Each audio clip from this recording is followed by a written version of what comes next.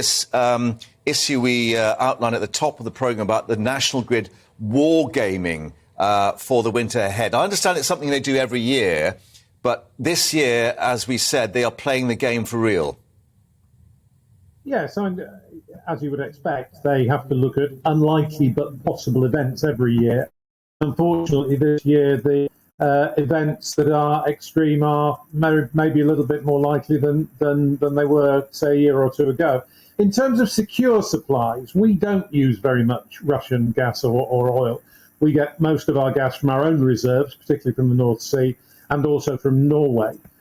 We may well find we have to pay more for it, but in terms of security of supply, it's not out of the question that we might be in difficulty, but we're probably going to be all right.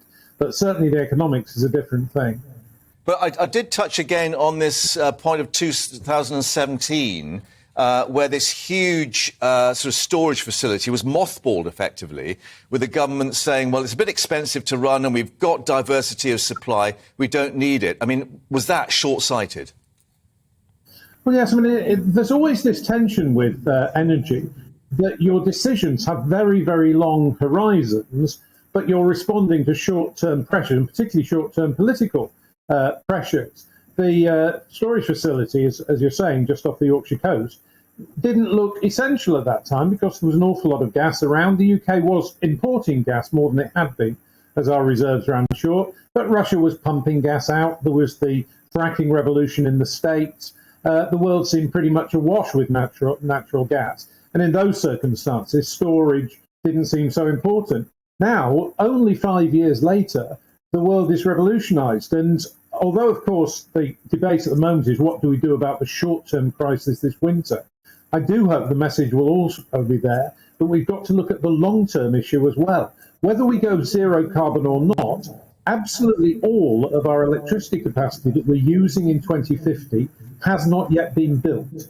And it's going to have to be built, and that's hundreds upon hundreds upon hundreds of billions of pounds of investment that are required. Yeah, and we know how time and money-consuming nuclear plants are, for instance. But do you share the doom-mongers sort of warning about perhaps a return to a 3-day week and electricity being rationed and people being paid to turn off their gas and electricity? It's possible. Ultimately, it's more likely that it'll be the economics rather than the actual physical supply. The 3-day week was caused because at that stage, we got 3/4 of our electricity from UK mined coal, and the coal miners went on strike. And so we lost the vast majority of our capacity very, very quickly. And indeed, in 1984, the great strike of that year, the government had spent 3 or 4 years preparing for that, building up coal stocks, so it could stand a long-term thing. Now, we're not in that situation today. We do have more diverse gas supplies, which look more secure. The Norwegians are never going to switch off their gas supplies to us, for example, although they may sell them at higher prices than they are at the moment. And our own North Sea reserves are pretty stable.